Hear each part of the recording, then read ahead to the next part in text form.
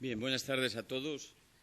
Yo soy Dionisio Fernández de Gata Sánchez, soy profesor titular de Derecho Administrativo y estoy encantado de contribuir a una actividad muy interesante, que es mi intervención es muy pequeña, que es tener el honor de presentar al ponente, que es el importante esta tarde.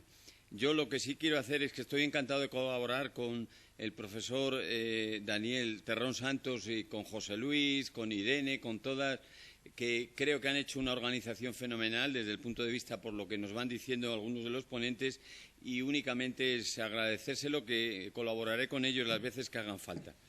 Miren, para mí es un honor presentar a un profesional, me permites, Antonio, decir, Antonio Criado García Legaz es ingeniero industrial. Los ingenieros industriales no descubro nada nuevo, son de los profesionales mejor preparados que se hacen en España y en otros países. Por razones familiares conozco algo no de la ingeniería industrial, sino de la ingeniería química, y ciertamente salen fenomenalmente preparados. Pero él no solo está aquí por ser ingeniero industrial, sino porque es gerente adjunto de Sistemas e Investigación y Desarrollo de Navantia, nada menos. Una de las grandes empresas. No le voy a quitar lo que les va a decir de esa parte de la empresa que conozco, pero algunos datos les diré. No obstante, Antonio no solo se dedica a su profesión, que es obviamente los grandes contratos de esa empresa excelente, que desde luego tiene ejemplos hacia afuera y dentro de España muy importantes, sino que tiene algunas publicaciones y algunos trabajos que encajan, vamos, como anillo al dedo en el título del congreso que tenemos esta tarde. Además, algunos de ellos, en concreto uno publicado en la Revista General de la Marina, que es una revista bastante prestigiosa en el ámbito correspondiente, sobre una visión del astillero 4.0 de Navantia. El número en el que publica él este interesantísimo trabajo está dedicado al apoyo logístico, digamos, del futuro, de la industria del futuro.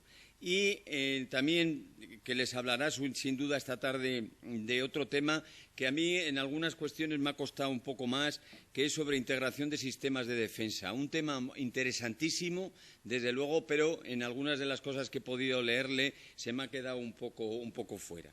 Miren, aunque él les va a hablar de ello, Navantia es una gran empresa española, además debemos estar orgullosos de ello. Es una empresa pública dedicada a la construcción naval, a la propulsión y generación de energía, reparaciones, sistemas.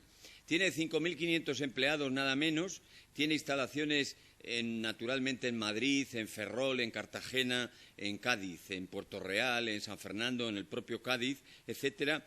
Y por dar dos datos, tiene la parte que yo me enorgullezco de decirlo, pues está construyendo barcos para la Armada de última generación, el buque de asalto anfibio Juan Carlos I, o, entre otras, las fragatas como la Cristóbal Colón, y algunas de ellas para la Marina australiana y para la Marina noruega, que son de primer nivel. Creo que esta es una pequeña presentación de alguien que trabaja en una gran empresa y que efectivamente a veces los españoles tenemos algunas manías y es verdad que tenemos empresas de primer nivel y esta es sin duda una de ellas. Antonio, gracias por estar aquí en Salamanca y tienes la palabra.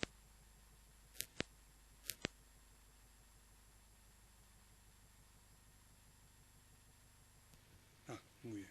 Muchas gracias por la presentación. Yo actualmente soy director de innovación de Navantia.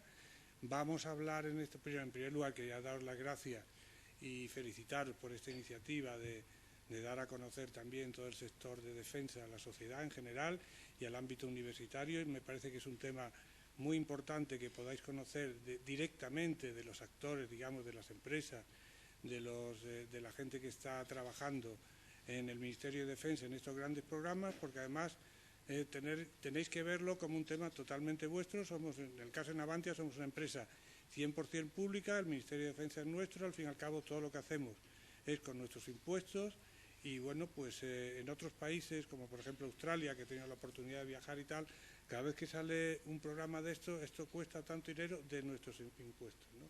Lo tienen como algo muy suyo. Bien, vamos a hablar en primer lugar un poco de qué es Navantia, luego hablaremos del buque de guerra, de integración, luego innovación en el sector de defensa y finalmente proyectos. No sé si nos dará tiempo a todo, pero bueno, empezamos y a ver qué sale. Navantia, como decía, somos una empresa pública, 100% del grupo SEPI, con más de 300 años de experiencia. Bueno, decir 300 años aquí, que sois 800, bueno, pero digamos que para ser una empresa es mucho tiempo. Tenemos totalmente el apoyo del Ministerio de Defensa, sobre todo en el tema de construcción naval. Somos una empresa estratégica y, bueno, pues llevamos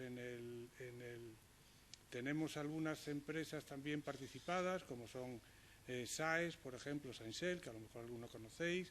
Tenemos también otra empresa en Australia, Navantia Australia, y luego también tenemos participaciones en otras empresas más pequeñas, de tipo más estratégico, en Chile, Sociber, está también otra Surveillance en Marruecos, y alguna empresa de estas que tenemos participada para un programa concreto como el Meteor, el misil Meteor, que se llama INMICE.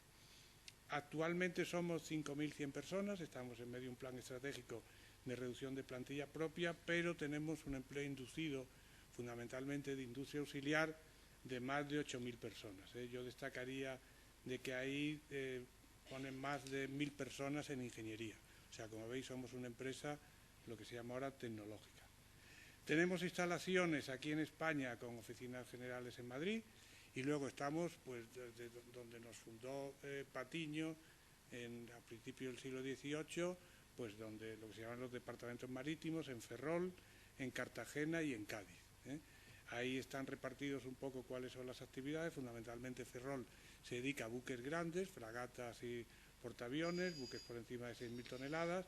En Cartagena fundamentalmente submarinos y buques especiales como los cazaminas, y en Cádiz pues buques de mediano porte y tal, ¿no? Además tenemos un centro de sistemas, o sea, cuando hablamos del buque de guerra veremos que es la plataforma, o sea, lo que es el buque en sí, más los sistemas que lleva a bordo, que realmente son los que le permiten cumplir la misión. Y bueno, pues veréis que eso lo tenemos también en una unidad que se llama Sistemas, que está repartida entre Cartagena y San Fernando, Cádiz. Tenemos una importante presencia de exportación internacional, como podréis ver. Entonces pues tenemos oficinas en Latinoamérica, en Oriente Medio, en Turquía, en India, en Noruega, en Estados Unidos, vamos a abrir ahora una, y en Australia tenemos una empresa, como dije al principio. Nuestros productos fundamentalmente son buques militares, que es, digamos, el grueso, el 80% de nuestra producción. Tenemos también sistemas, motores diésel, buques también civiles, tenemos una división, reparaciones y apoyo al ciclo de vida. En la parte de buques militares pues tenemos buques desde tipo portaaviones, fragatas, patrulleros, submarinos, buques logísticos, buques anfibios, buques oceanográficos y lanchas de desembarco. O sea, prácticamente cubrimos desde la lancha de desembarco hasta el buque tipo Juan Carlos I. Somos de las pocas empresas que podemos dar, digamos, cubrimos toda la gama en buques militares, ¿no? Y además podemos ser contratista principal. Y luego en la parte de sistemas, que es importante, que es un negocio creciente, las líneas son fundamentalmente mando y control de plataforma, comunicaciones, temas de vigilancia de puertos, y tenemos un pequeño negocio también, bueno, pequeño, que también es creciente, para vehículos de tierra. Luego también tenemos otros negocios que no vamos a entrar hoy, que son la parte de buques civiles, que es un poco más marginal, también el tema de motores, apoyo al ciclo de vida y reparaciones. Entonces, en el tema, uno de los productos estrellas son las fragatas. Esa es la fragata la F100, de la cual veremos que hemos exportado a varios países, países todos de primer nivel. Ahí tenéis el disparo de un misil del lanzador vertical, del lanzador de proa. Esta fragata en su momento es una fragata de 6.000 toneladas, lleva un sistema de combate de tipo Aegis, que es el sistema, digamos, más moderno del mundo, es un sistema de origen americano, el núcleo del sistema, la parte antiaérea, la parte de superficie y submarina es nacional, y la parte de guerra electrónica también es nacional. Y bueno, pues una parte se integró con un sistema americano, como os decía, que lleva el misil Spy, los lanzadores que habéis visto, y luego hay otra parte que es nacional, o sea, los segmentos de guerra de superficie, submarina y guerra electrónica son nacionales. Este es un derivado de esta fragata que le hemos vendido a Noruega, le hicimos 5 fragatas, la F310, También tiene el mismo sistema de combate con un radar de menores prestaciones. Y esta es una fragata que se ha vendido en Australia, allí la llaman destructores, hicieron una serie de 3, yo personalmente participé en este proyecto, de manera que esto significa un gran éxito, porque en este caso pues estábamos compitiendo con países de primer nivel como Alemania, Francia, incluso los propios americanos. O sea, los propios americanos tienen un buque, un destructor de 9.000 toneladas, un poquito más grande, y también estuvieron en el concurso internacional. Estos son tipo patrulleros, le vendimos este patrullero que es el tipo de el PVL y el VBL, se los vendimos a Venezuela. Quizás recordéis un contrato que fue un poco polémico, así como el que tenemos actualmente hace una serie de años y tal, por la época de Maduro y tal. Luego este es otro buque, que es un buque importante para la Armada Española, es el BAN, el buque de acción marítima, es un buque muy polivalente, que puede hacer misiones, se está utilizando en todas estas misiones de paz que estamos continuamente por ahí viendo en la Operación Atalanta, por ejemplo, y tal. Es un buque muy versátil porque tiene lo que se llama módulos de misión, o sea, dependiendo de la misión, los dotas de distintos tipos de contenedores con distintas funcionalidades. Este es el buque anfibio, el Juan Carlos, perdón, estas son el EPDs, el Castilla y el Galicia, y veis que tienen un hangar ahí en popa, donde están las lanchas de desembarco, son buques para que se utilizan en misiones anfibias, digamos. Y este es el Juan Carlos I, digamos, es el buque más grande que tenemos, el que sustituye al Príncipe de Asturias, y tiene capacidades tanto de portaaviones como es un buque lo que se llama de proyección de fuerza. O sea, es una de las misiones importantes que tiene una armada, es proyectar la fuerza en distintas zonas de operación. Hoy en día se vive en un contexto completamente internacional y bueno, pues en época de paz, por ejemplo, este estuvo con el desastre de Tahití y ese tipo de cosas, ¿no? Este buque hemos vendido 2 iguales también para Australia, el Canberra y la Adelaida, que una parte se hizo una cofabricación, una parte se hizo aquí y otra se hizo la superestructura, se hizo ahí en Melbourne, y últimamente estamos haciendo uno igual en Turquía. Estos son, en este caso, son contratos de transferencia de tecnología, es decir, nosotros lo que le vendemos a ellos son los planos, la ingeniería, y se construye allí localmente, lo cual es bastante habitual. O sea, el negocio creciente ahora, lo que vendemos planos, vendemos conocimiento antes que fabricación. Estos son otros. Bueno, ahí veis, por ejemplo, la construcción del buque Canberra, me parece que es, en Ferrol. La parte, veis cómo es la construcción, o sea, se van haciendo diversos tipos de bloques que se hacen completamente equipados. O sea, el barco se divide en secciones, en trozos y a su vez en bloques, se fabrican por separado y luego en la grada pues se van integrando. Esto no tiene nada que ver con la construcción que se llama construcción integrada. En el pasado lo que se hacía, se ponía una quilla en la grada, se iban construyendo primero con las cuadernas y se iba rellenando. Hoy en día no es así, es mucho más eficiente, de manera que esos módulos van completamente probados y al final veis, bueno, ahí la cámara está hasta por la noche y luego pues tendrá lugar ahí la botadura, que es cuando el buque se lanza al mar. Después de la botadura se continúa con la fase de pruebas de puerto, luego pruebas de mar y tal, y se continúa la producción. ¿Vale? Hay un canal, tenemos un canal Navantia en YouTube, que yo os invito, porque hay unos vídeos muy bonitos, que os invito a que visitéis. Este es el submarino S-80, que se está haciendo en Cartagena, es un submarino que va a tener una propulsión especial, es el ejemplo que vimos esta mañana, que es propulsión por hidrógeno, tiene un reformador que a partir de metanol genera hidrógeno, luego oxígeno, y luego hace el proceso inverso a aquel, no sé si conocéis, que se hacía la hidrólisis, separaba mediante una corriente, se separaba en hidrógeno y oxígeno, pues este es el proceso contrario, en la pila de combustible. A partir de hidrógeno y oxígeno tú generas electricidad. Entonces, bueno, estos son buques cazaminas, que se han hecho también allí en Cartagena, buques logísticos, buques de apoyo, o sea, cada vez que desplazas una fuerza, tienes que llevar un barco que le dé por el combustible, aprovisionamiento y todo esto. Bueno, los barcos llegan, cuando hay una misión, por ejemplo una fragata, se va aunque muchas veces no, se va a Australia, lleva detrás un buque como este que lo va aprovisionando, ¿no? Este es el Cantabria y este es el antiguo, el Patiño. Y este, por último, es buque de investigación oceanográfica, el Hespérides, el que hace las misiones estas en la Antártida, fundamentalmente, las bases españolas en el Ártico. Y estas son las lanchas de desembarco, o sea, con las operaciones anfibias, estos buques anfibios son buques nodriza y la última fase se quedan en una distancia de la playa y se lanzan ya estas lanchas. Luego también tenemos una parte de negocio de comercial, que digamos era antes un 20% de negocio, ahora mismo menos, que realmente te sirve para cubrir, digamos, la carga de trabajo cuando no tienes suficiente con la militar. Y ahí tenemos pues los programas más destacados, ¿no? Habéis oído hablar seguramente de las corbetas que estamos haciendo para Arabia Saudita, yo destacaría de este programa que todo lo que se vende a Arabia Saudita es diseño español, marca España 100%, tanto la parte de plataforma como sistema de combate. Luego que en Cartagena están haciendo submarinos, el S-80 para la Armada Española, y también están haciendo con un convenio con Francia, con DCN, para Chile y para la India, y Malasia en el pasado.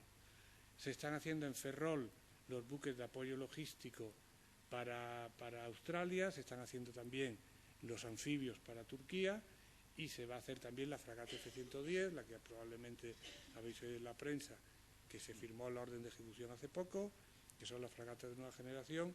Si tuviéramos tiempo veríamos un poquito ese tipo de fragatas más tarde.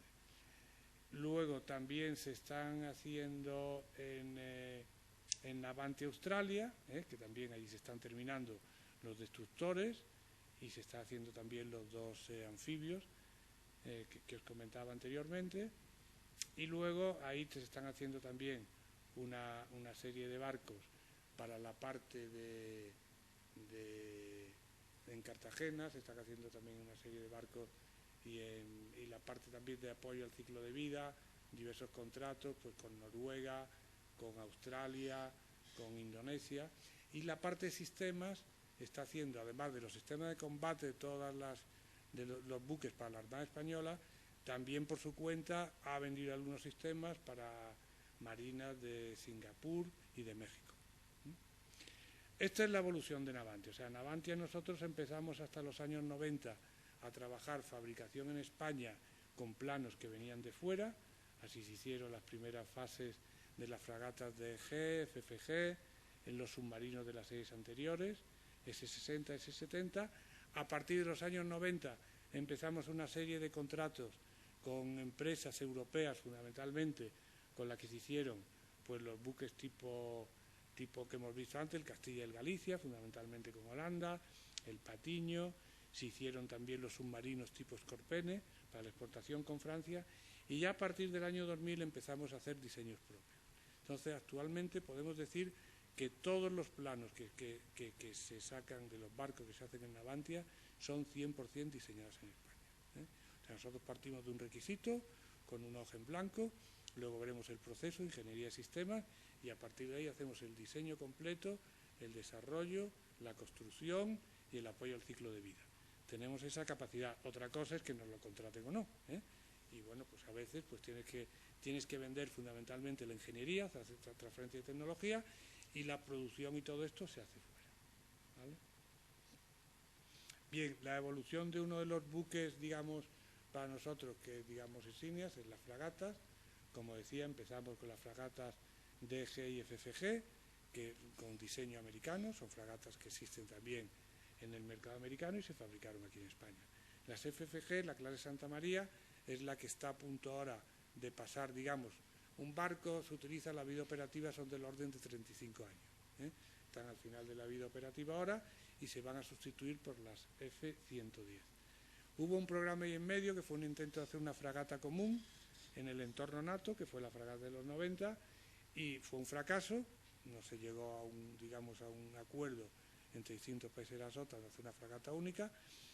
Ese programa se extendió en varios, uno que hizo Francia e Italia, otro que hizo Holanda y Alemania, y España nos fuimos con los americanos y hicimos la F-100, que es el barco ese que hemos visto, que lo hemos exportado a Noruega, Australia, y últimamente estamos incluso ofertando a Estados Unidos.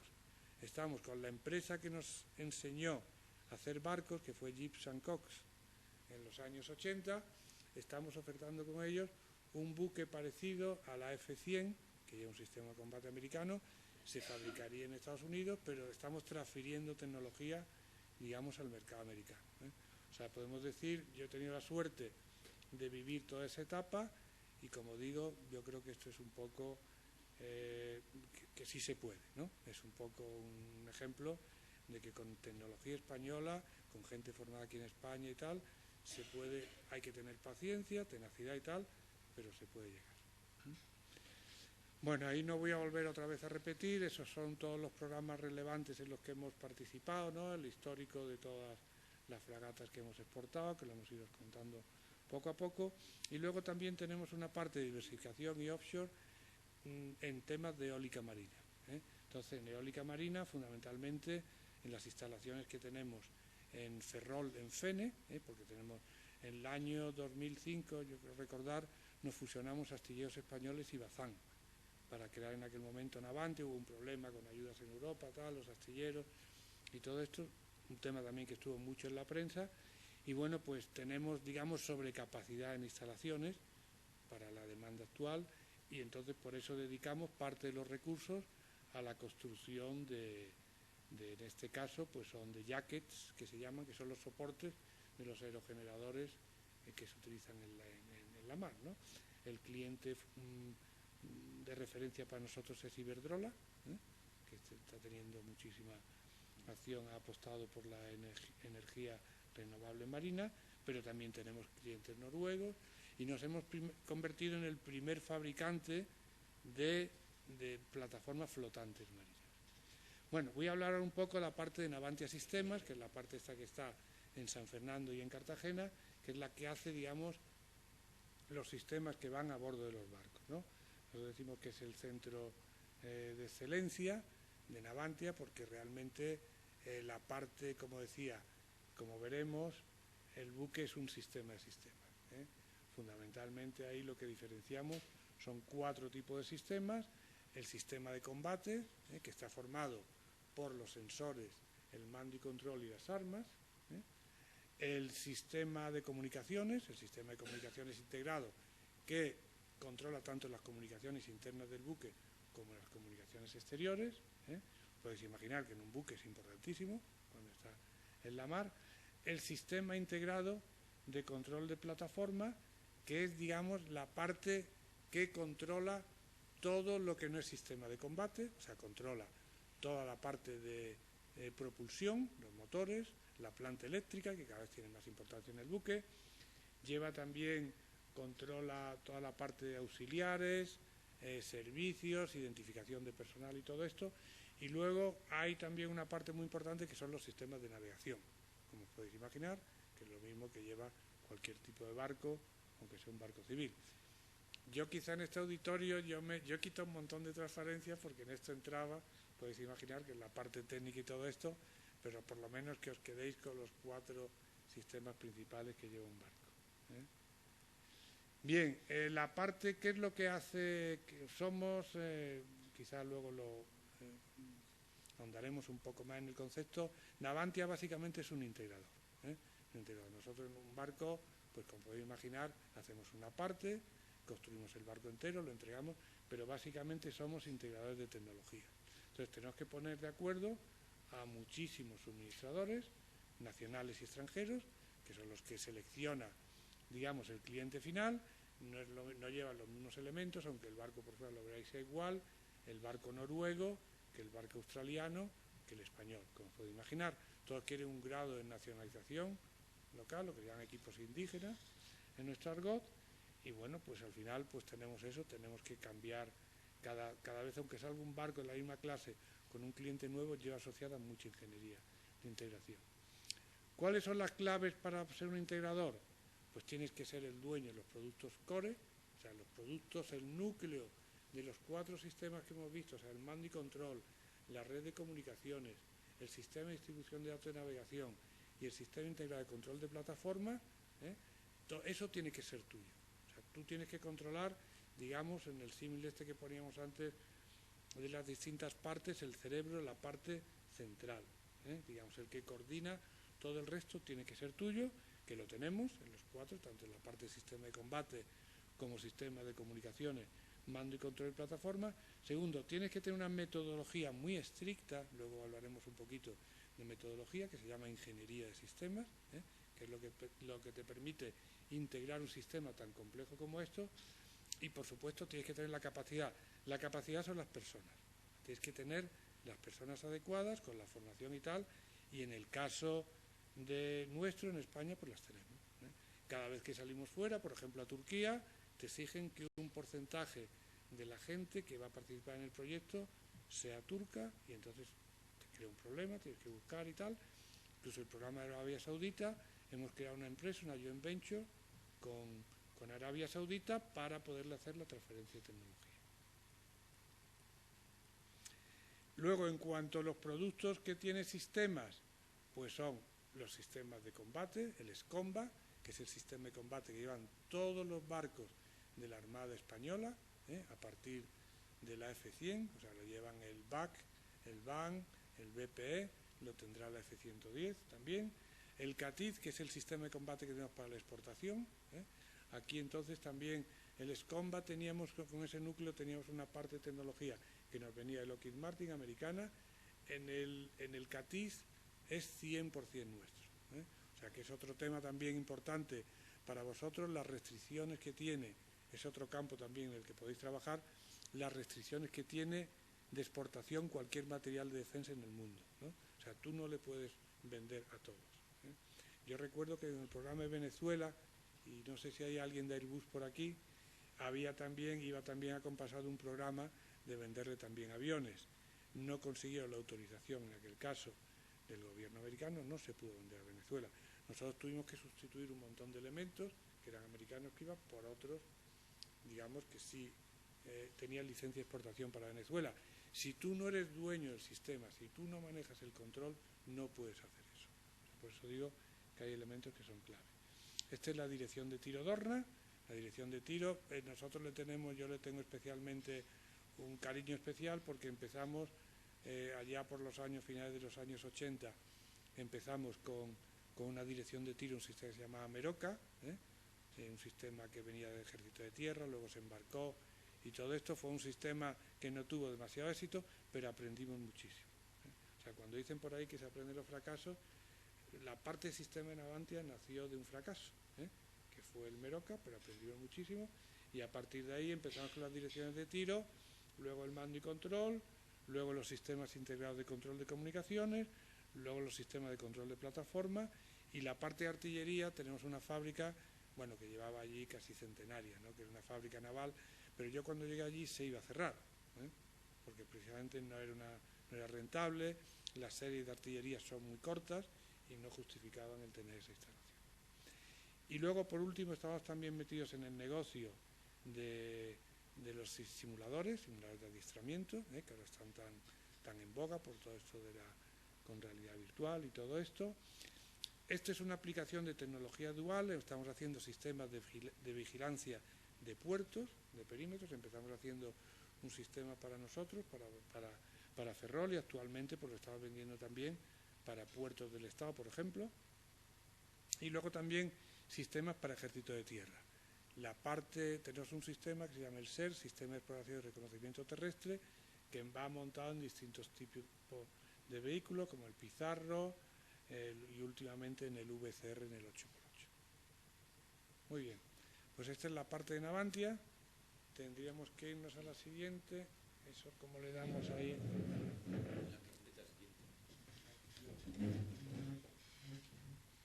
Será quitarle, sí, abrir el otro.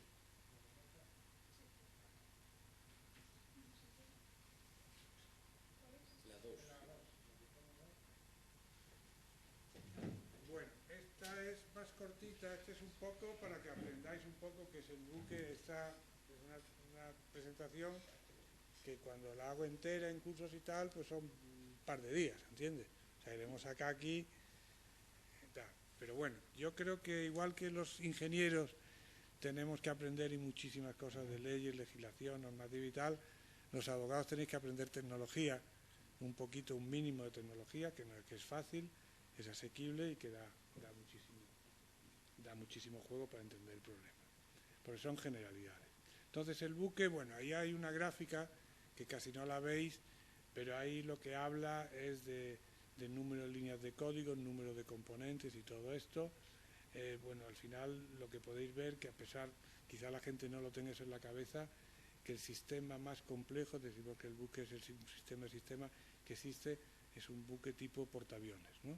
En términos del número de partes que tiene que manejar, el tiempo para medir la complejidad, el tiempo que se tarde en la construcción, el número de líneas de código que lleva, ya millones de líneas de código, para que veáis eso que significa la productividad de una persona.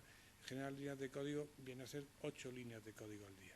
O sea, yo me refiero, no es que haga programa 8 líneas, lo que al final va en el producto final de la productividad de una persona, después de depurar, pruebas, tal, eso se quedan 8 líneas, ¿no? Entonces verás la cantidad de horas de software que hay para llegar a 3 millones de líneas de código.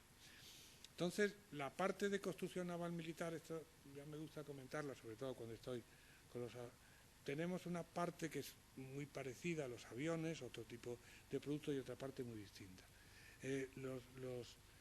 Con los aviones en concreto compartimos que son productos tecnológicamente muy complejos, de gran valor, que es una industria integradora, también ellos también tienen una gran industria auxiliar, tienen varios talleres y tal, y que adquirimos un alto porcentaje del exterior. O sea, de lo que veis ahí en un barco, el 80% lo compra Navantia.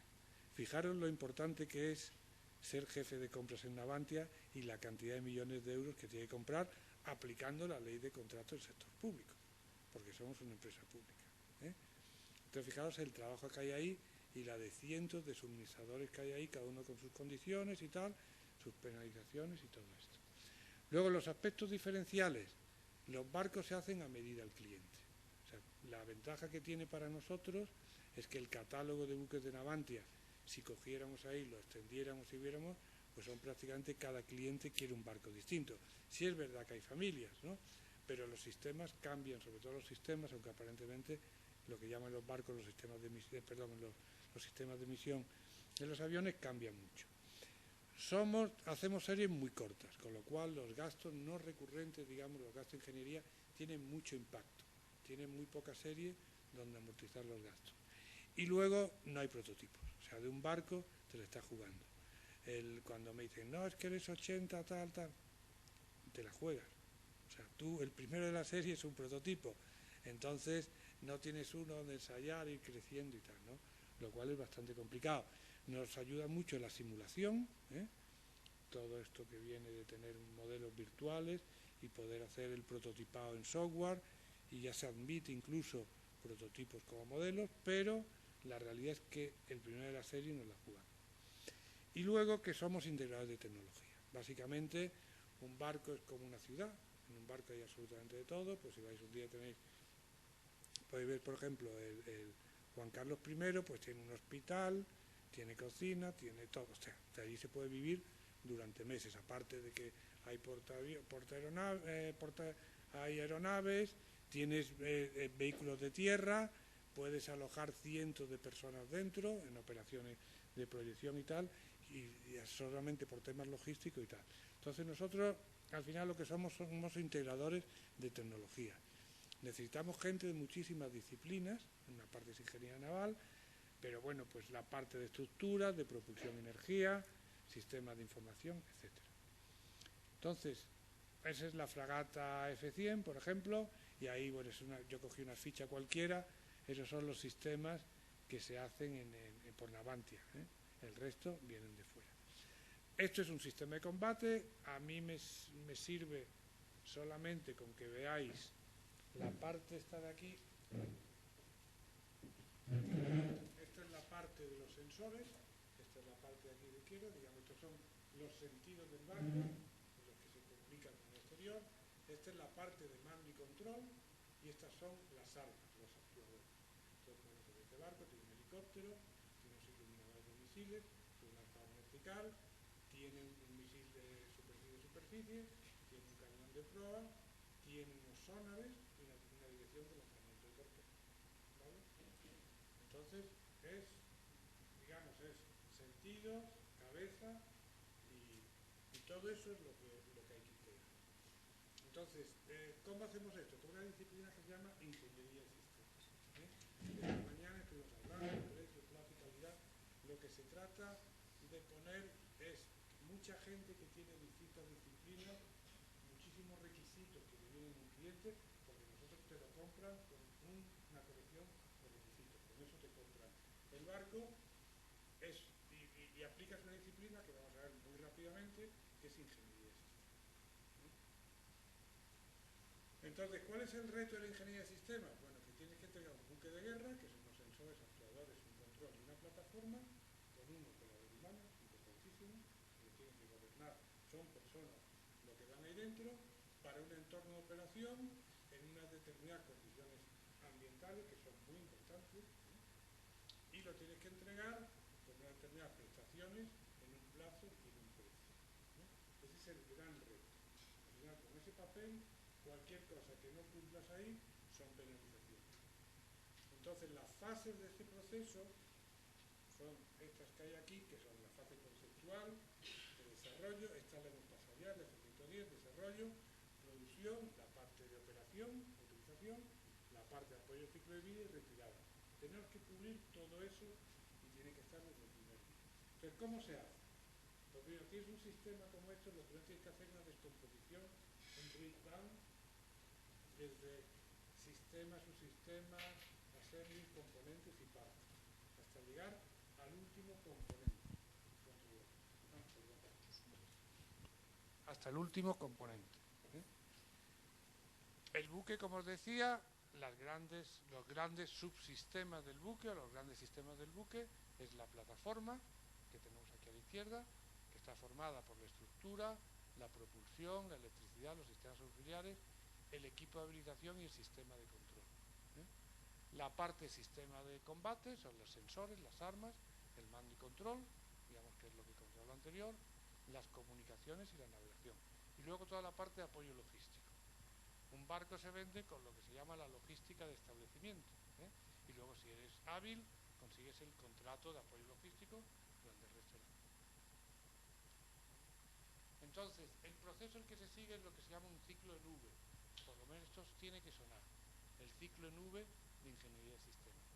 Se parte de aquí arriba, los requisitos de usuario, los voy descomponiendo en sus sistemas y le voy asignando los requisitos de alto nivel a los subsistemas.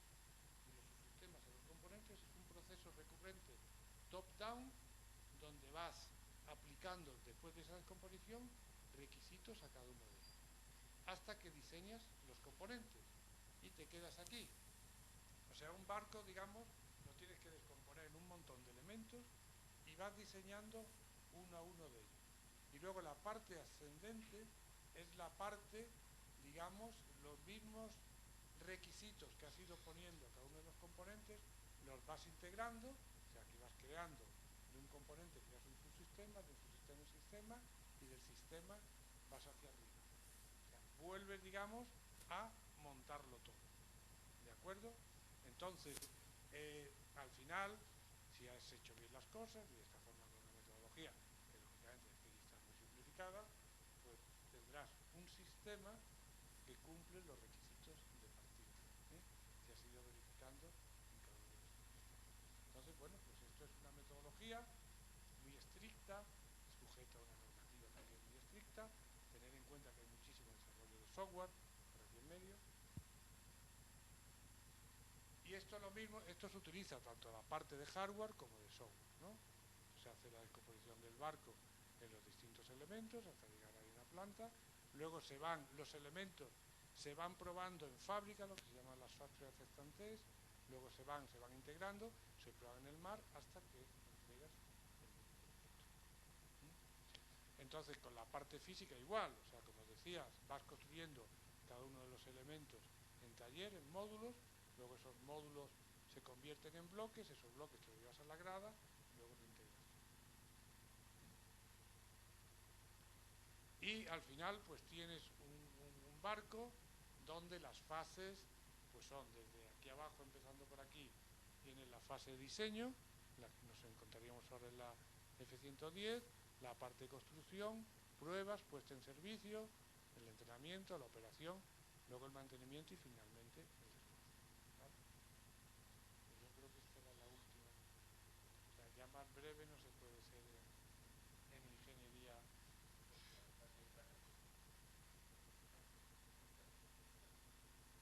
Yo creo que vamos bien, ¿no? Bueno, y ahora voy a hablar del título de porque el título era innovación, ¿no? Dice, hasta ahora no has hablado de innovación, es el director de innovación y bueno, cuéntanos algo de innovación, ¿vale? Bueno, pues yo voy a empezar aquí por el tema de qué es realmente, por qué inventamos, ¿no? O sea, por qué esto es la innovación y por qué esta reflexión, por qué la he hecho, ¿no? Porque realmente en una empresa, o sea, sabéis que los que estamos en innovación y tal, en principio somos un gasto, ¿eh? Y ahora todo el mundo lo tiene muy claro, la innovación se ha puesto una de moda y tal, pero en principio yo le he tenido que ir justificando a cada vez que venía un presidente nuevo por qué me gastaba esas cantidades al año y tal, ¿no? Y le tienes que contar todo. Entonces decía el primero que hablaba de invención, dicen por ahí, y la palabra de donde viene y tal, era Platón en la República, habla que la necesidad es la madre de la invención, ¿no? Vamos a ver a qué, bueno, parece que tiene cierta lógica, ¿no? Entonces nos vamos a ir a las pirámides de Maslow famosa, que seguro que eso sí lo conocéis, de las necesidades del hombre, y empieza las primeras, vamos a quedar los dos primeros niveles, ya nos aparece la seguridad, aparece el segundo, ¿no? Luego, ¿por qué se dice que la invención y por qué se dice que la innovación es tan potente en defensa? Sencillamente por esto, porque es una necesidad. O sea, ahora mismo en Europa ya empieza a haber preocupación y todos tenemos por la seguridad, y en el momento que existe eso ya no hay tanto miedo a invertir en defensa. Y luego la parte de las armas también, incluso para el tema de caza y todo eso, para comer, se empezaron a inventar las primeras armas, ¿eh? O sea que esto es un tema muy antiguo. Pero la innovación existe por ahí, dicen que también en Maquiavelo, en El Príncipe, también habla de innovación, pero la innovación durante siempre se estuvo utilizando prácticamente hasta principios del siglo XX, del siglo pasado, se estuvo utilizando como algo peyorativo, ¿eh? O sea, la gente nueva en El Príncipe, lo que alertaba al príncipe que tuviera cuidado con la gente innovadora, la gente que venía con ideas nuevas, queriendo romper el orden establecido y todo esto. O sea, que era incluso negativo, ¿eh? Y a partir de este gran economista, para mí, que es Schumpeter, de la escuela de Viena, ¿no? Que fue ministro, en lo que pasa en la época nazi, que se huyó y se fue a Estados Unidos y ya siguió allí como un profesor en Harvard, y es de los economistas más influyentes que ha habido y el primero que empezó a hablar de la innovación como algo serio, ¿no? Entonces él hablaba del concepto de innovación, ahí lo veis, los 5 tipos de innovación.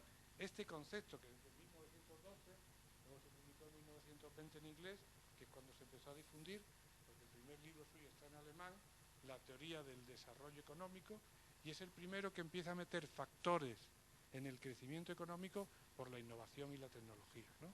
Que han llegado hasta dar grandes premios Nobel actualmente, como Solow y tal.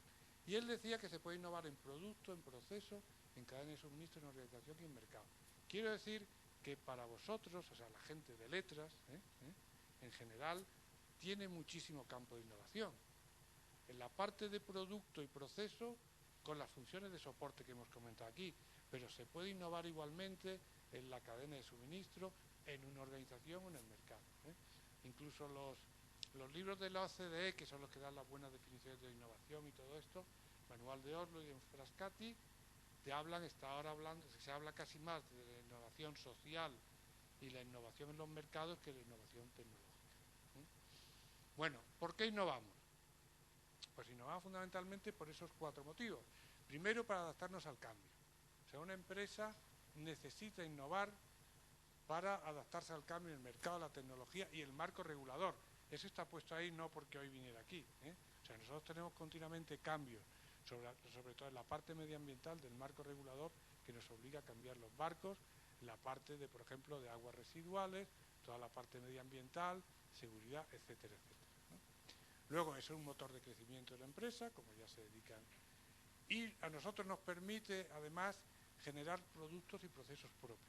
O sea, en el sector de defensa es importantísimo el tener el ownership, o sea, el de ser dueño de tu producto, porque te da soberanía tecnológica y te permite exportarlo a los países que te permite tu país.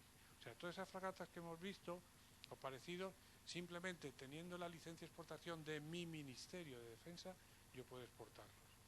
Si yo tuviera una tecnología que viene de fuera, tendría que irle pidiendo permiso a cada uno de los... Y por último, la parte de generar conocimiento propio. Hoy en día el conocimiento es un mercado. Nosotros estamos vendiendo y donde sacamos más dinero es cada vez que vendemos tecnología. Cada vez que vendemos planos, cada vez que vendemos know-how, ahí, digamos, el margen es altísimo. Bien, vivimos actualmente, hemos dicho que quizás uno de los principales motivos por los que hay que innovar es por digamos, el entorno en el que vivimos de cambio, ¿no? Actualmente estamos en un entorno VUCA. Yo recomiendo si no lo conocéis ya, el entorno operativo 2035. Este es un documento que se ha generado este año por el Ministerio de Defensa y dice cosas muy interesantes, ¿eh? Entre ellas habla, este cuadro está sacado de aquí, seguramente ya habéis oído hablar de esto, de volatilidad, incertidumbre, complejidad y ambigüedad, ¿no? Hoy en día la amenaza que existe, pues es una amenaza que se llama híbrida, es una amenaza que no es, hay una mezcla entre la convencional e irregular. De esto podríamos seguir hablando toda la tarde, pero bueno. Llegamos al final, vamos a hablar un poquito de modelos de innovación, que yo creo, para que veáis, cuando hablamos de innovación, hay muchos términos que nos parecen iguales, pero no tienen nada que ver. En primer lugar, hablaremos de lo que es la parte, aquí a la izquierda tenemos lo que está más verde, es el mundo de ciencia y tecnología, o sea, el mundo de la universidad, de los laboratorios de investigación, lo que esta mañana hablamos, los TRL bajos, ¿no? Hacen una investigación básica o fundamental. Básico o fundamental quiere decir investigación que no tiene una aplicación clara al principio, se investiga para descubrir algo y a veces ya se empieza con investigación aplicada, ¿no? Luego lo que llamamos desarrollo, que es lo que hacemos ya más las empresas, cuando hacemos una prueba de concepto, que cada día está más de moda, en el laboratorio. Y luego vamos a un prototipo en un entorno real. Esto en TRLs, pues TRL 5 o 6, ¿no? Madurez de tecnología. Y luego, por último, la innovación. La innovación solamente tiene lugar cuando realizo, o sea, cuando estoy añadiendo valor. Valor no solamente económico. Muchas veces pensamos que la innovación es convertir los inventos en dinero, ¿no? Tú puedes tener un valor social, por ejemplo. O, por ejemplo, tú cuando haces una innovación, haces una fusión entre empresas, están innovando y en principio no hay un valor económico claro. Se vislumbra que en el futuro, pero puede haberla también. Entonces, este modelo, que es un modelo antiguo, es un modelo que, como veremos, viene del mundo militar, del siglo XX, es en la Segunda Guerra Mundial, se sigue utilizando, mal que le pese a la gente, porque es un modelo muy criticado. Es un modelo lineal de innovación y, bueno, ahí se define lo que es descubrimiento y lo que es invención. Nosotros nos interesan las invenciones. Las invenciones realmente cuando tú creas algo nuevo, algo que no existía anteriormente y lo puedes patentar, si realmente es patentable, si realmente es nuevo, si realmente sirve para algo, porque algo nuevo que no sirva para nada, y cuando es algo que tenga una altura inventiva, que se llama. Pero a nosotros las empresas lo que nos interesa realmente aquí es donde se añade valor. La definición que da de innovación hay muchísimas por ahí, podéis encontrar. A mí la que más me gusta es la de COTEC. COTEC es una asociación, una fundación española de I+D, que es muy importante. La preside la antigua ministra, no sé si os acordáis, Cristina Carmendia, que fue ministra de Ciencia y Tecnología, y nosotros trabajamos con su consultor a veces, y ellos definen la innovación cuando tú estás aplicando el conocimiento para crear valor, no solamente económico. Bien, este modelo que hemos visto, pues el padre de este modelo, al que se le atribuye este padre, es un tal, el señor Vannevar Bush, que este fue un ingeniero y fue también un asesor de varios presidentes americanos. Después de la Segunda Guerra Mundial, ya en la Primera Guerra Mundial empezaron a darse cuenta la importancia que tenía la tecnología en el campo de batalla. Pero después de la Segunda Guerra Mundial se dieron cuenta que fue decisivo. ellos, la Segunda Guerra Mundial, mucha gente dice por ahí que la ganaron, digamos, los aliados por el radar. Si no hubieran tenido el radar, seguramente no se hubiera ganado la guerra. Era imposible neutralizar a los submarinos. Bueno, también está el tema de la criptología, la decodificación y tal, y él fue el que tuvo esa visión y cogió un grupo, fundó un laboratorio durante la Segunda Guerra Mundial, el Radiation Laboratory, donde se inventó el radar. O sea, el radar era tecnología que venía de Inglaterra y le dio tiempo a dotar a los barcos y eran realmente los que podían detectar los submarinos en el Atlántico y tal. Y escribió un libro que es muy famoso, La Gente de Innovación, que es Science, the Endless Frontier, en 1945, donde hay potencia, totalmente apoyado por el asesor del presidente, para potenciar los laboratorios de investigación. Y aquí es realmente donde nace el modelo este lineal que hemos visto. Pero al poco tiempo, eso fue en los años 40, en los años 60, hicieron un estudio también muy famoso, que es el estudio Hindsight, que analizaron los 20 últimos sistemas que habían desarrollado en Estados Unidos y se dieron cuenta que la mayoría de esos sistemas se habían desarrollado, si nos volvemos aquí detrás, con tecnología que venía de esta zona. Solamente un porcentaje muy bajo venía de aquí. Entonces se creó desde entonces una gran controversia si realmente un país debería de investigar, y sigue existiendo hoy más, de hecho en los programas europeos de defensa, qué porcentaje se dedica a investigación básica y qué porcentaje se dedica a investigación aplicada.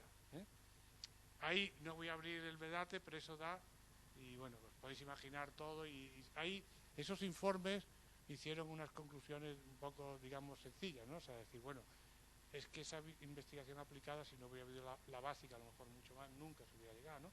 Pero la realidad fue que lo que realmente llega al mercado, que eso es así de secuencia. Ese modelo que hemos visto, que está lineal, que todo viene de la tecnología, se llama el modelo push, o sea que la tecnología es la que empuja. Pero realmente el modelo más real y el modelo que aplica defensa, yo creo que es este, que es el modelo push. O sea, realmente que era un poco lo que decía Platón. O sea, la gente investiga cuando hay una necesidad. Realmente el I+D en defensa es finalista y solamente te van a dar un proyecto de I+D si hay una necesidad que cubrir. Si no, el Estado no te lo va a pagar. Podrás buscarte otra fuente de financiación. Entonces, es exactamente al contrario. Nace por una necesidad, investigación y desarrollo, producción y venta. Entonces, el I+D, en definitiva, no parte de la universidad ni esos laboratorios de tecnologías básicas, parten de una necesidad del mercado. Esto, al final, la realidad es una mezcla de ambas. Es una mezcla de ambas. Hay productos, como se ha comentado esta mañana, como el iPad. Nadie estaba demandando un iPad y, sin embargo, el iPad salió. El coche, Ford, la famosa frase de Ford decía que la gente lo que demandaba en los años 20 eran coches de caballo que corrieran más y tal. En cambio le puse el coche y la gente cambió. Entonces, quiero decir que al final el modelo real, y luego lo veremos, es un modelo que se llama el push-pull, donde hay una parte, por una parte la innovación viene por la tecnología, las nuevas tecnologías se están empujando, y otra parte por el tirón del mercado, lógicamente. ¿Vale? Bueno, y otro modelo que se utiliza ya en los modelos a nivel de gobierno, hay un modelo que tiene que ver también con lo que estamos haciendo hoy aquí, que es el modelo de la triple hélice, que es el modelo donde trabajan conjuntamente administración, en este caso sería el Ministerio de Defensa, con la universidad y con la industria, lo que estamos haciendo aquí hoy. Esto se le ha aumentado, se le ha metido un cuarto, que es el tema del emprendimiento, que está de moda, las startups y todo eso, y ya se habla de la cuádruple hélice. Entonces, en este modelo, pues eso es lo que se crean los clústeres, los hubs, que ahora están también de moda, y veréis por ahí tal, vienen de este modelo que también está ahí, que es de los años 90.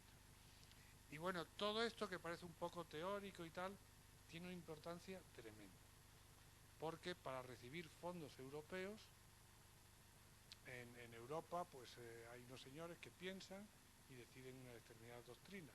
Las doctrinas de reparto de los fondos europeos, los fondos FEDER famosos para el desarrollo del último periodo plurianual, se hicieron con lo que llaman una estrategia de especialización inteligente. ¿Eso qué quiere decir?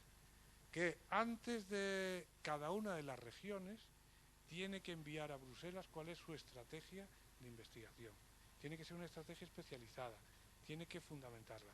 Y si te la aprueban, te van a dar dinero solamente para trabajar en eso. Por ejemplo, en Andalucía hemos conseguido que metan en la estrategia RIS3, pues que metan el transporte, y ahí vamos nosotros, fundamentalmente por el tirón de Airbus. Pero si no estuviera el transporte, por mucho dinero que haya para Andalucía, no hay dinero.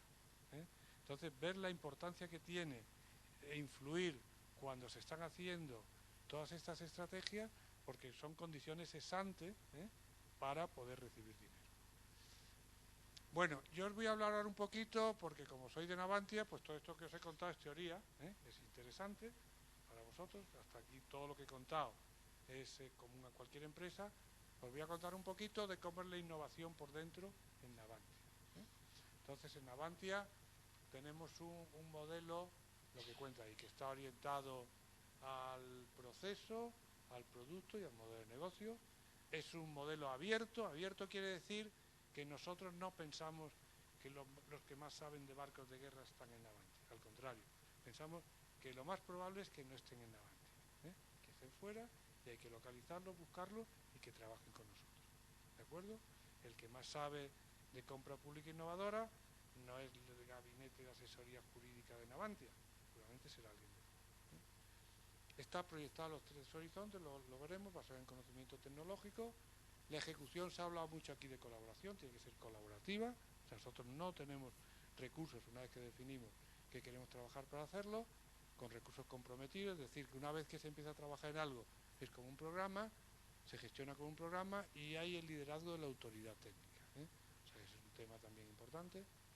Y luego tiene que haber, claramente, tiene que ir orientado al mercado. O sea, en Navantia no puedo vender internamente ningún proyecto de I+D cuando no se conozca quiénes son los clientes, a quién se lo voy a vender. Lo primero, con un invento, ¿quién te va a comprar eso? Y luego tienes que tener unas métricas, unos indicadores y tal, y luego tenemos que resolver un tema, que es lo que llamamos el valle de la muerte en innovación, y es muy importante, que es el tema de la transición de tecnología. La mayoría de programas de I+D, un 80%, nunca llegan a mercado. Llegan hasta TRL6 o por aquí, se quedan en un prototipo que se evalúa en laboratorio y no llegan a mercado. Es muy difícil transición, bueno, ese verbo creo que no existe en castellano, ya lo digo, transicionar las tecnologías, digamos, ya incluso del laboratorio al mercado y tal, y que te la acepten. Es dificilísimo. De hecho, en Noruega, estuvo con ellos hace poco con un tema de un seminario común y tal, ahí todas las startups y tal, donde caen es en el modelo de negocio. O sea, y no es porque estén mal hechas las cosas, muchas veces que el mercado no te lo acepta, sencillamente. ¿Cuánta gente ha dicho, te adelantaste demasiado al mercado? Si lo que tú inventaste pues así, el mercado es caprichoso. Y entonces hay cosas que llegan y cosas que no llegan. Y bueno, se invierte mucho dinero en I+D que nunca se llega a utilizar. ¿Vale? Entonces, nosotros, ¿cómo tenemos estructurado el I+D dentro de la casa? Esto es lo que se llaman los horizontes de McKinsey, el famoso McKinsey, y lo tenemos metido en 3 horizontes. Primero, los programas en curso, que es lo que he explicado al principio. O sea, nosotros hacemos desarrollos que nos piden los clientes. El cliente me llega a Turquía, me llega a Noruega, me dice que quiere un barco con estas, yo se lo desarrollo y tal, y ese es el H1. Esto es la vaca de la cual estoy viviendo. El H2 son los negocios emergentes. O sea, yo veo que estoy haciendo barcos, pero los barcos, algún cliente me empieza a pedir vehículos no tripulados. Entonces yo empiezo ya a trabajar en vehículos no tripulados porque sé que en el futuro no voy a vender cazaminas, porque la búsqueda de minas y la neutralización de las minas la van a hacer vehículos no tripulados. Y yo a la gente que tenía trabajando en cazaminas los pongo a trabajar en vehículos, aunque no todavía tengo un cliente claro. Y luego opciones futuras, digamos, esos son los negocios más disruptivos, ¿no? Son los negocios donde tú inviertes muy poquito dinero, haces una prueba de concepto, si funciona bien, y te lo enseñas al cliente y te dice que le gustaría, y si bien porque no funcione, o bien porque el cliente le dice, muy bonito, pero ¿y traes algo más por ahí? Pues entonces eso se queda también en el cajón. Esto es lo que comenté, que es la innovación abierta, es el concepto totalmente opuesto al que había en la Segunda Guerra Mundial, con los famosos laboratorios, los búnkers de los Álamos, donde no se sale nada. Hoy en día la innovación se considera, con el efecto negativo también, que hemos comentado, de que el conocimiento está muy abierto, está en Internet y todo esto, y el conocimiento fluye dentro y fuera, pero vivimos en esa dinámica, ¿no? Y es así. Y luego esto un poco, que lo que viene a decir es que estos procesos de innovación, desarrollo, investigación, esto si hubiera que resumirlo entero, pues diríamos que en Navantia nosotros lo que hacemos es investigación para generar un conocimiento tecnológico, la investigación tecnológica, hacemos desarrollo para generar nuevos productos y procesos y hacemos innovación para aplicar esos productos y procesos en el negocio y sacar dinero. Esto es lo que se llama un poco el círculo virtuoso de la innovación. Aquí es donde comentábamos en la comida que el vicepresidente de la Comisión Europea que lleva los temas de innovación decía que en Europa somos muy buenos convirtiendo dinero, euros, en conocimiento. Aquí publicamos muchos papers, la universidad lo hacéis de cine y todo esto, pero somos muy malos convirtiendo en innovación, es decir, convirtiendo conocimiento. Es muy difícil, la innovación es una tarea muy difícil, o sea, convertir conocimiento en dinero es muy complicado, y hay que partir de ahí. Como dicen por ahí, el conocimiento es abundante, la aplicación del conocimiento es muy escasa. Pero eso pasa aquí, pasa en Estados Unidos, pasa en todos lados. Lo que pasa es que allí tienen una cultura de invertir más recursos aquí, tienen mayor tenacidad, no le importa ese 80% de fallos. Aquí alguien que falla el 80% es un fracasado, ¿no? Allí lo asumen que el 80%, que si quieres un 20, tienes que hacer 10, ¿vale? Este es el modelo que utilizamos internamente, los procesos internos, los que hemos hablado esta mañana, no vamos a entrar. Empezamos por vigilancia tecnológica. Hay una norma UNE, que hablamos esta mañana, aquí importante, la norma 16.600. Esta es la gobernanza interna. Tenemos un I+D que tiene 3 niveles de control. O sea, la gente que hace el I+D en Navantia son la gente que está en los centros, en los exteriores, la que está cerca del negocio. Se gestiona desde Madrid corporativamente, pero se ejecuta de forma distribuida. Y bueno, ahora mismo estamos en el proceso de generación de las líneas prioritarias, o sea, en qué vamos a invertir el dinero en los próximos años. Y también vamos a decir en qué no lo vamos a invertir. Entonces, ¿eso cómo se hace? Pues hacemos un análisis, en primer lugar por aquí, este es el modelo que os decía, aquí se ve el push-pull, ese que os decía, de tecnología, vemos los gaps que tenemos en tecnología respecto a nuestros competidores o respecto al estado del arte, vemos qué está demandando el mercado, las necesidades, esto sería en el otro lado, el lado del pool, ¿no?, que vemos a la derecha, o sea, qué producto está demandando el mercado que Navantia no tiene, y por aquí, y luego tenemos que hacerle caso, por supuesto, tenemos que estar alineados con todo,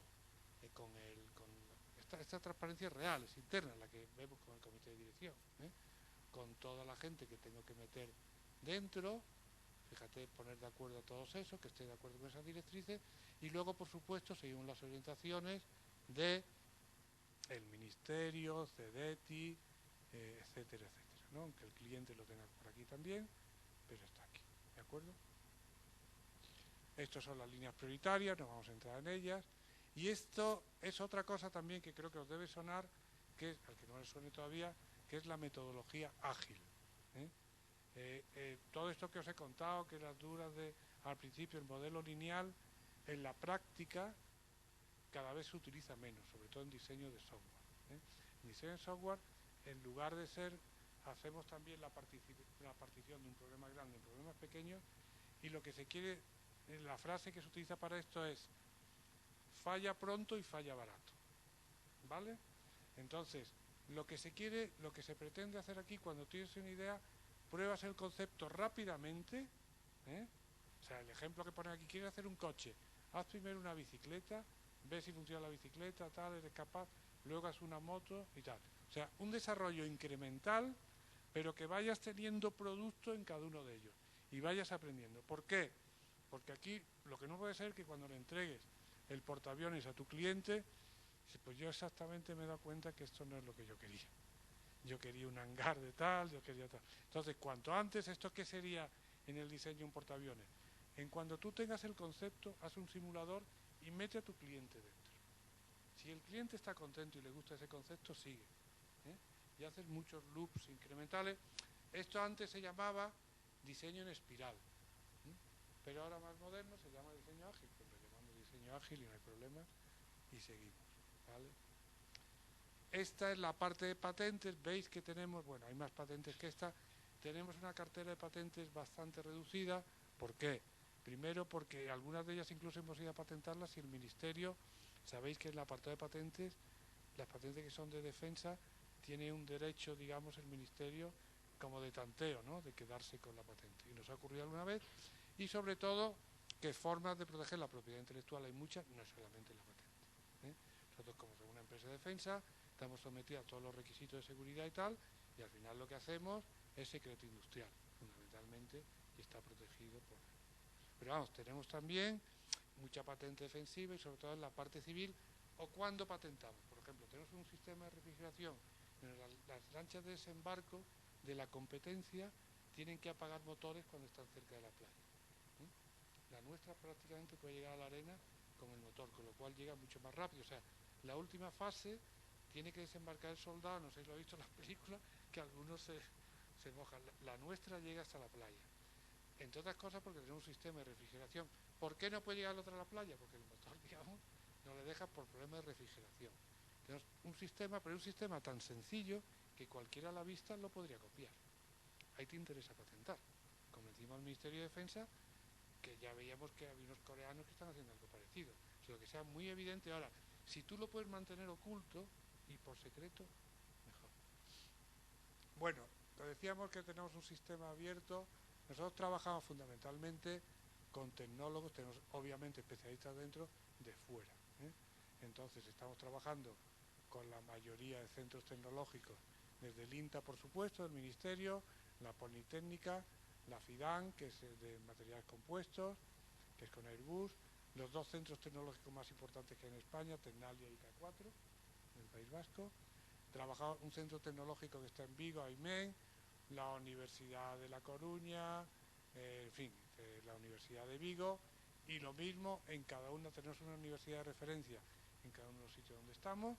Cartagena es la Politécnica, en Cádiz es la UCA, trabajamos mucho con Sevilla también, y tenemos una red de cátedras. Bueno, la cátedra, bueno, está legislada por la ley de universidades y tal, y comentaba esta mañana, aunque la cátedra no puede ser la vía para hacer los proyectos hay que hacerlos por separado, pero sí es la vía para acordar proyectos, acordar líneas y tal. Hasta ahora la estamos utilizando, nos va muy bien y digamos, nos obliga a mantener un contacto permanente con la universidad.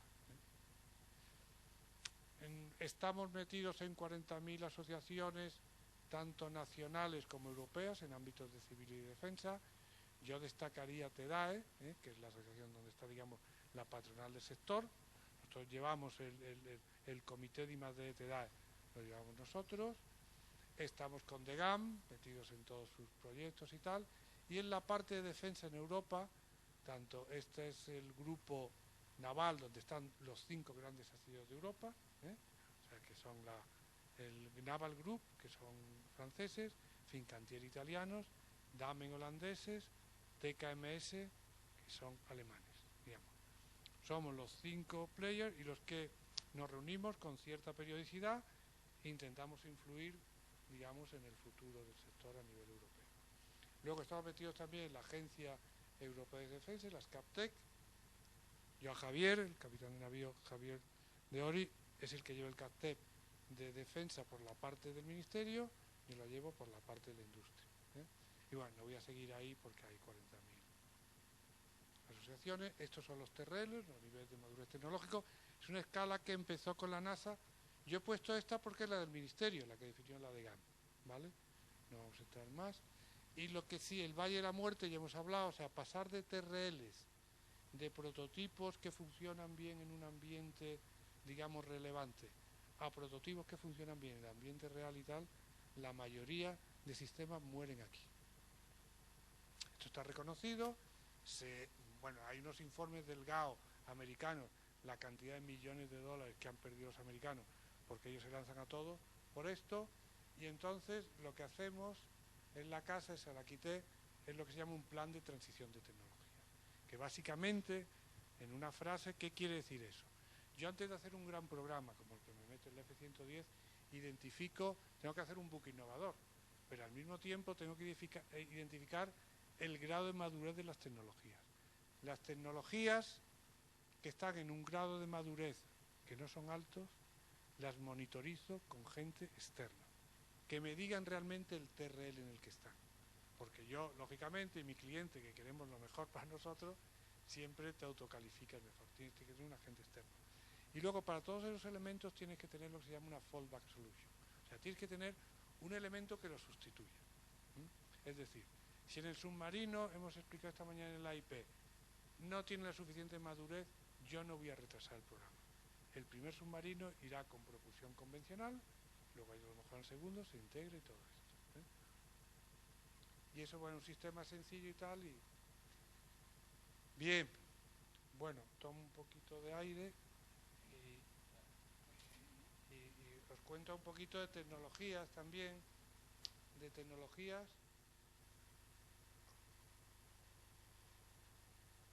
Es un tema del que todos oímos hablar mucho y se utilizan palabras y nos suenan todas igual, ¿no? Sin embargo, no tienen nada que ver. Sobre todo esos 4 tipos se utilizan muchísimo ahora, ¿eh? También un poco para que tengáis en claro ese concepto, ¿no?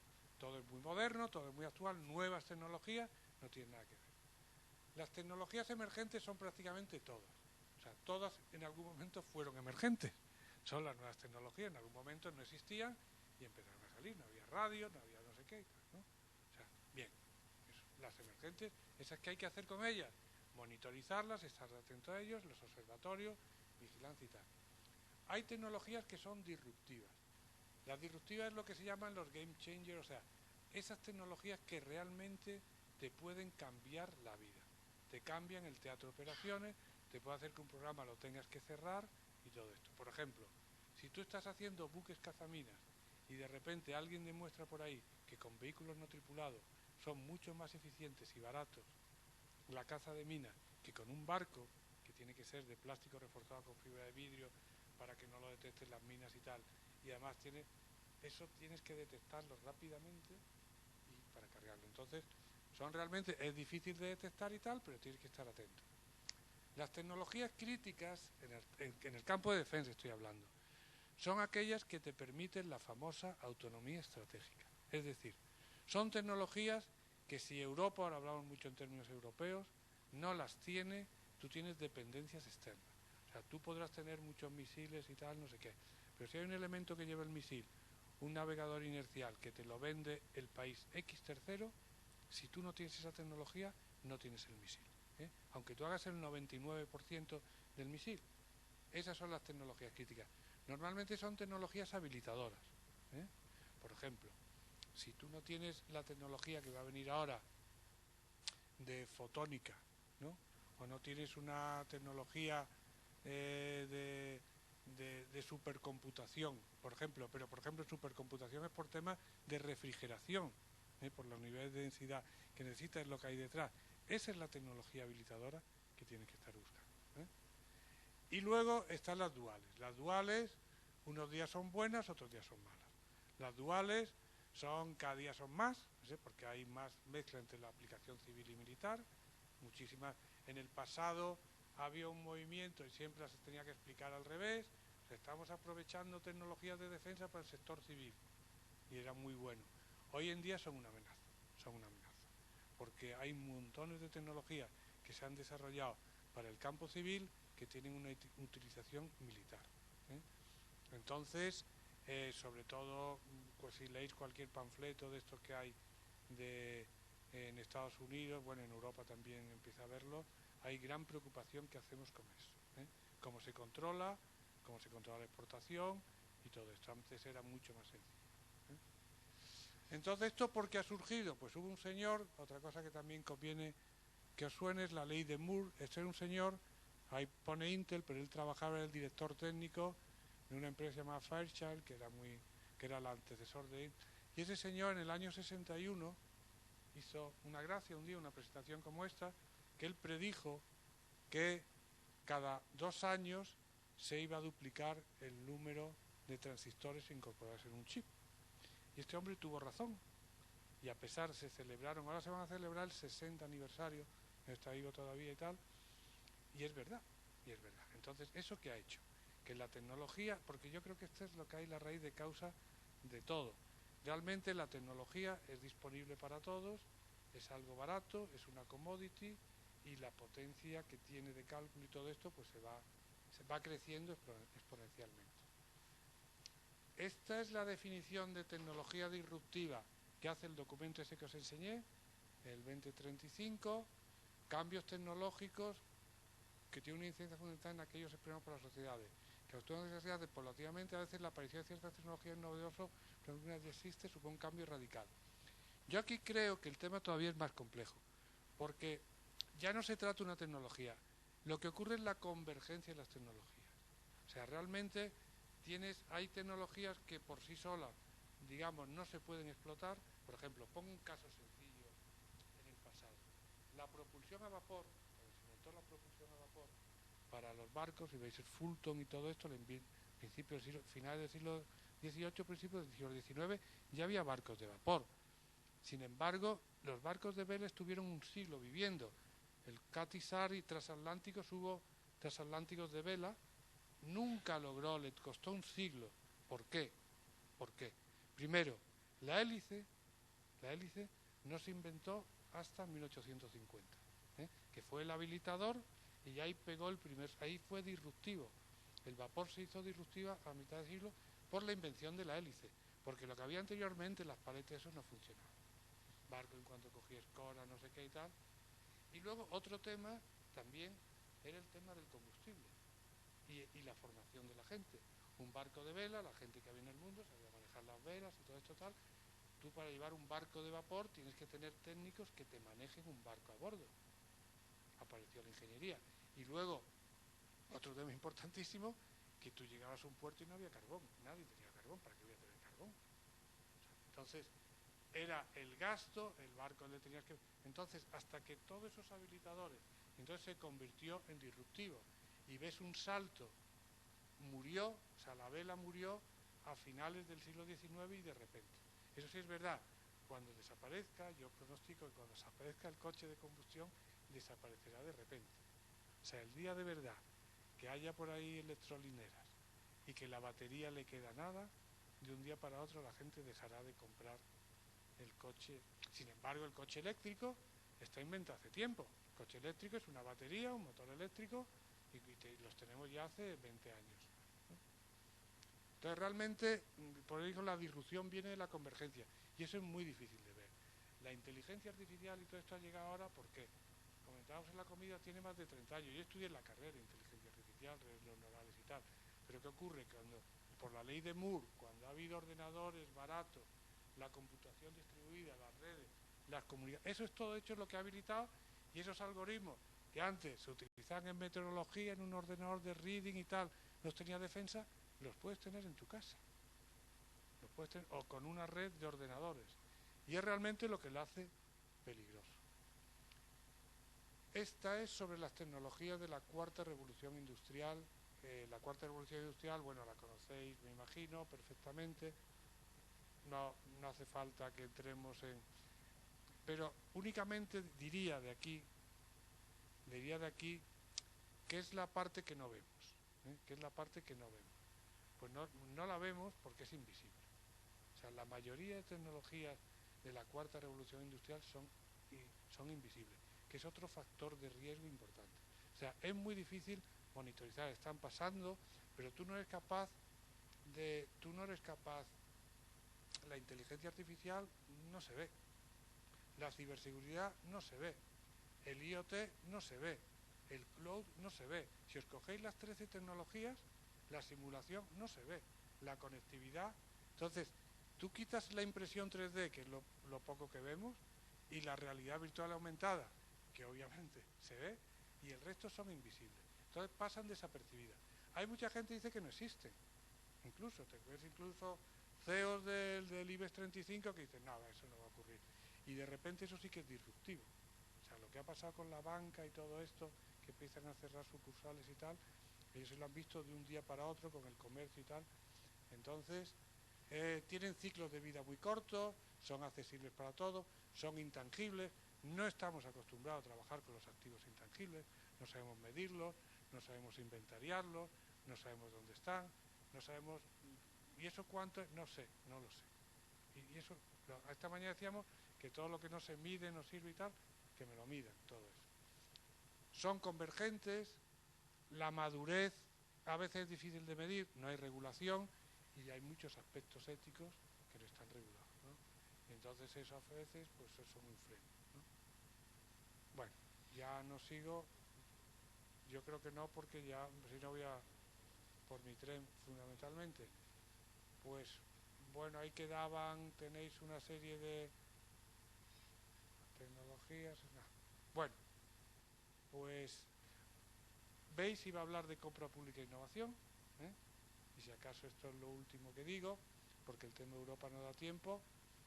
Eso sí os quiero dar un mensaje positivo para vosotros, que empieza a ser un tema preocupante dentro del sector público. Aquí se ha dicho que el mayor comprador que existe en los países es el sector público. La ley anterior que había, no la que habéis comentado, yo no me sé los años, pero penalizaba incluso las compras, la innovación. O sea, lo primero que te pedían a alguien cuando se compraba, que el producto tenía que existir y que estar funcionando, si no se podía comprar. O sea, penalizaba la innovación. Y hubo un gran progreso cuando se puso que dentro de los elementos a valorar en los estados, que el elemento fuera innovador. Y actualmente está muy desarrollado. El problema con la compra pública precomercial, la de tecnología innovadora, gestión para innovación. El problema es que no la sabemos aplicar.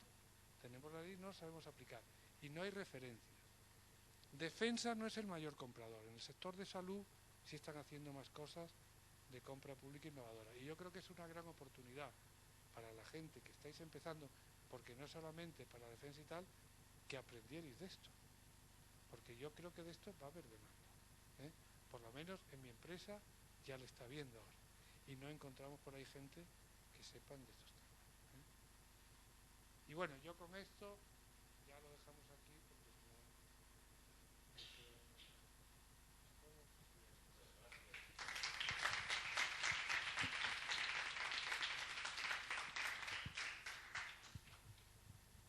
Muchas gracias, Antonio. Felicidades por la intervención.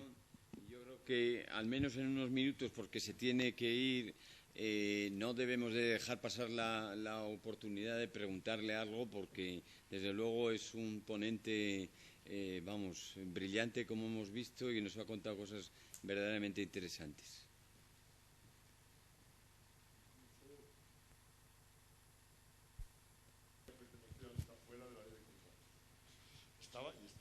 Estaba y está, sí.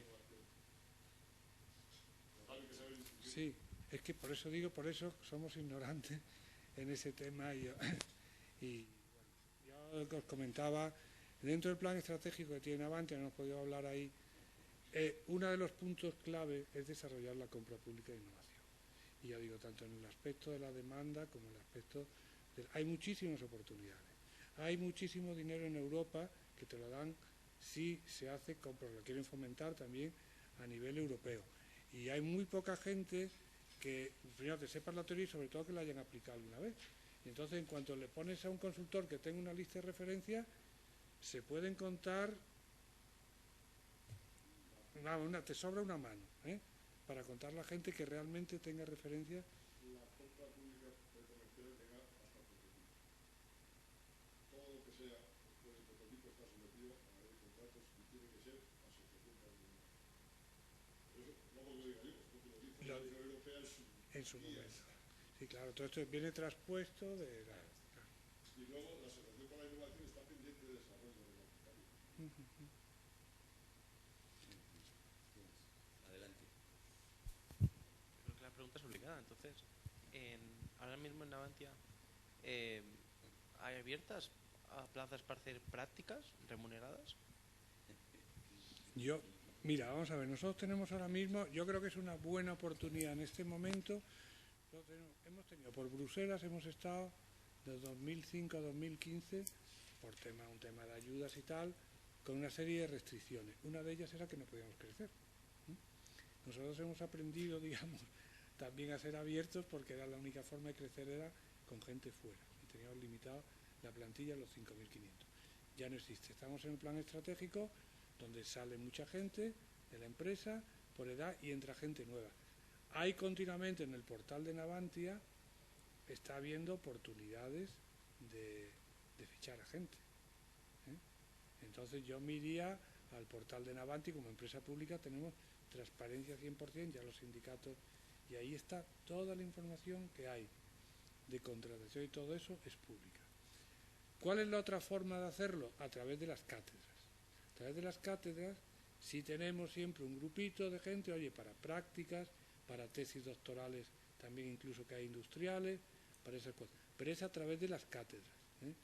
Recursos humanos no sé si tiene algo más. O sea, para la parte de innovación, siempre cogemos una de las actividades que metemos, es eso, becarios, digamos, egresados y gente que está haciendo tesis doctorales, incluso trabajo fines de grado también. Pero en eso, tendrías que irte Cádiz, Madrid, con Salamanca de momento no, pero bueno, todo se andará. ¿Vale? Bueno, pues yo creo que se tiene que ir. Muchas gracias.